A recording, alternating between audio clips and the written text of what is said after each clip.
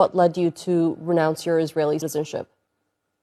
I was born and raised in Tel Aviv. I served in my 2 years in the military, as everybody else does.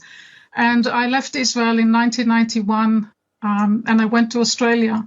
And it wasn't until 10 years after I moved to Australia that I started to realize that I was brought up on a false narrative of our history.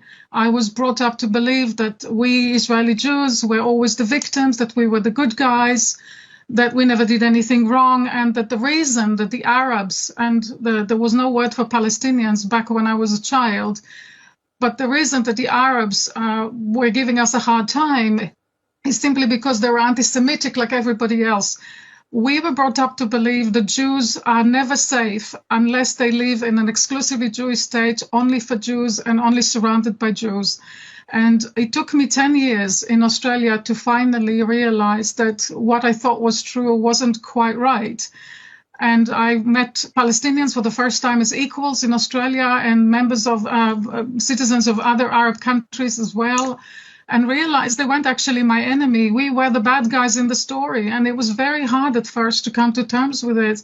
In 2001, I renounced my Israeli citizenship, but even then, I don't think I quite understood the idea of settler colonialism, and that that's in fact what we were.